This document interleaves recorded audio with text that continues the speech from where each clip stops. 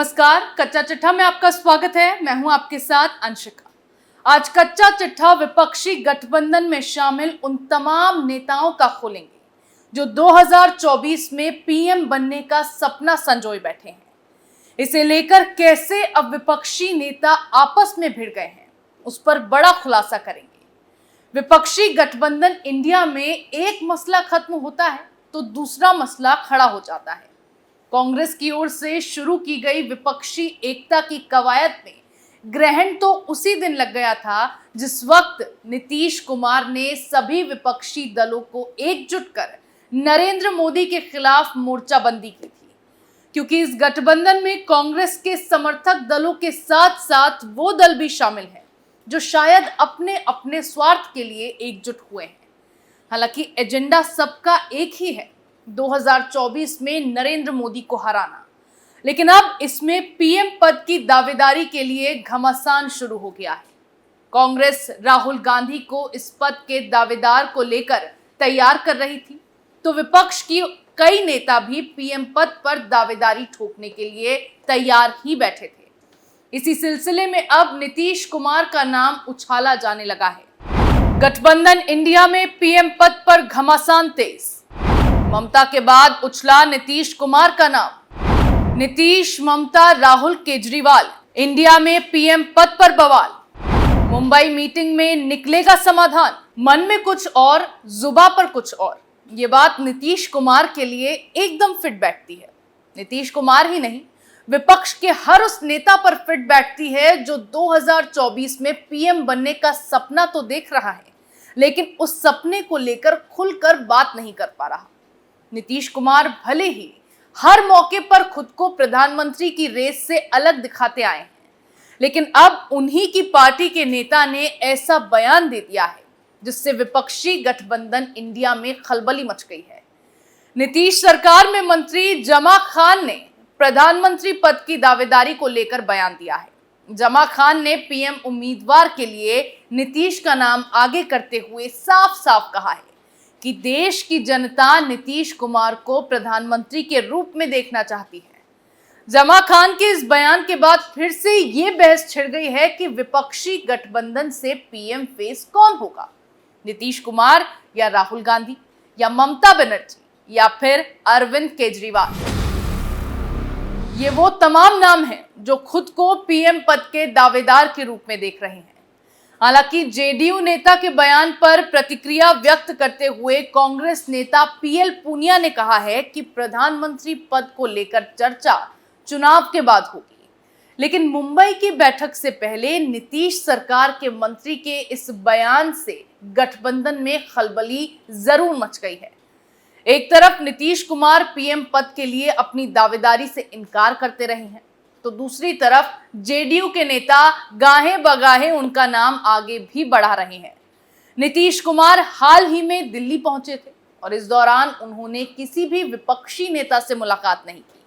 नीतीश का दिल्ली दौरा और विपक्षी नेताओं से दूरी, फिर अब पीएम पद के लिए उनके ही मंत्री का बयान, ये सब महज संजोग है या जेडीयू की प्रेशर टैक्टिक्स?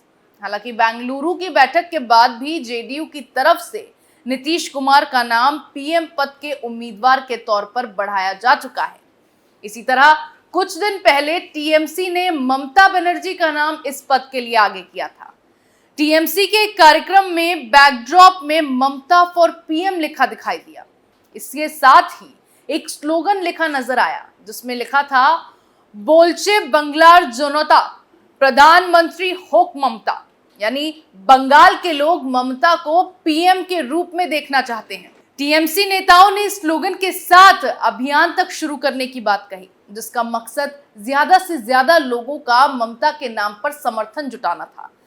लेकिन बीजेपी के शुभेंदु अधिकारी ने तंज कसते हुए विपक्षी गठबंधन को स्पेशल 26 की टीम बता दिया था और कहा था कि ये स्पेशल 26 से पीएम पद के पहले दावेदार हैं। हालांकि ये पहली बार नहीं था जब ममता बनर्जी का नाम पीएम पद की दावेदार के तौर पर आगे आया।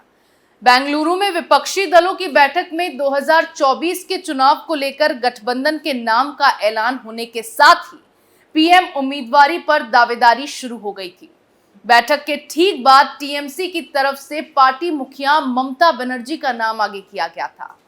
टीएमसी सांसद शताब्दी राय ने कहा था कि पीएम चेहरे के लिए कांग्रेस रेस में नहीं है, इसलिए हम ममता बनर्जी का नाम चाहेंगे, क्योंकि उस वक्त तक राहुल गांधी की सजा माफी को लेकर सुप्रीम कोर्ट से फैसला नहीं आया था, जिससे उनके चुनाव लड़ने पर संशय बना हुआ था। इसीलिए कांग्रेस की ओर से भी खुद का नाम इस रेस से हटा लिया गया था, जिससे पीएम पद के उम्मीदवार की रेस में भाग ले रहे बाकी नेताओं को अपना सपना पूरा करने का मौका मिल गया। इसी तरह बात की जाए अरविंद केजरीवाल की, तो उनके भी सपने कुछ ऐसे ही है। वो केजरीवाल ही थे जिनकी ओर से ये मुहिम छेड़ी गई थी कि देश का प्रधानमंत्री पढ़ा लिखा होना चाहिए, जिसमें जनता को यह संदेश दिया गया कि देश का प्रधानमंत्री अरविंद केजरीवाल होना चाहिए। हालांकि ये बात मुंह जुबानी केजरीवाल ने कभी नहीं कही, लेकिन फिर भी कोशिश उनकी यही रही है कि वो किसी तरह नरेंद्र मोदी को हरा दें और देश का प्रधानमंत्री बनने में कामयाब हो जाए। हालांकि अब परिस्थितियां बदल गई हैं, क्योंकि राहुल गांधी की सांसदी बहाल हो चुकी है, जिसका मतलब अब वो भी चुनाव लड़ सकते हैं। कांग्रेस साफ कह चुकी है कि हमारा चेहरा राहुल गांधी नहीं है। ऐसे में क्या कांग्रेस नीतीश कुमार, अरविंद केजरीवाल या फिर ममता बनर्जी की प्रधानमंत्री पद के लिए दावेदारी पर सहमत होगी? बेंगलुरु की बैठक में कांग्रेस अध्यक्ष मल्लिकार्जुन खड़गे ने कहा था कि उनका लक्ष्य सत्ता पाना नहीं है, उन्हें प्रधानमंत्री पद का भी लालच नहीं है।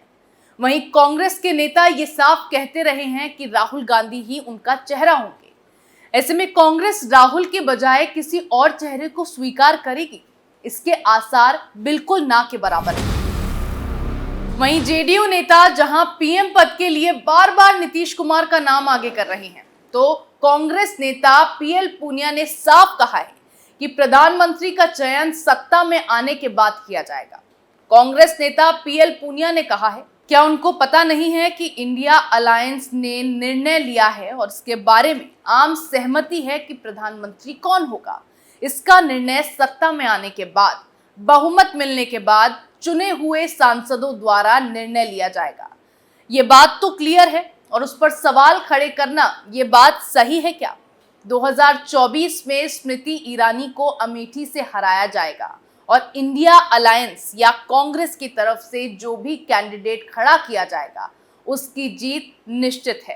कांग्रेस की ओर से दिए गए इस बयान के बाद सवाल ये भी उठने लगा है कि अगर राहुल गांधी के चेहरे पर चुनाव नहीं लड़ा जाएगा, नीतीश कुमार के नाम पर सहमति नहीं होगी, ममता बनर्जी दावेदार नहीं होगी, केजरीवाल गठबंधन में होंगे भी या नहीं, इसे लेकर भी संदेह बना हुआ है, तो क्या विपक्ष चेहरा विहीन होगा? ये एक बड़ा सवाल है। मुंबई में होने वाली विपक्ष की बैठक में समन्वय समिति के गठन के साथ साथ संयोजक के नाम पर भी मुहर लगने की संभावना जताई जा रही है।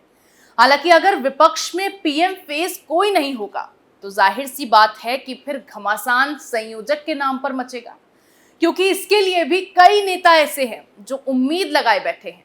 विपक्ष की पहली मीटिंग पटना में हुई थी, जिसकी अगुवाई नीतीश कुमार ने की थी।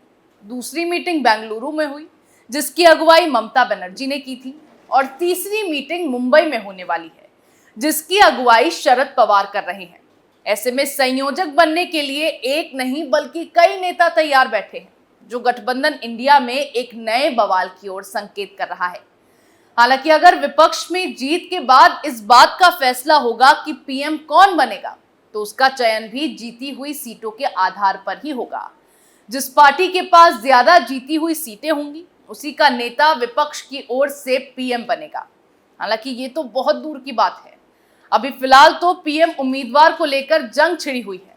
सब अपने में ही खुद को शहंशाह मानने में लगे हैं, लेकिन अंत में तो सबके सपने टूटने ही हैं, क्योंकि बीजेपी की ओर से साफ कर दिया गया है कि 2024 में पीएम पद पर वैकेंसी ही खाली नहीं है।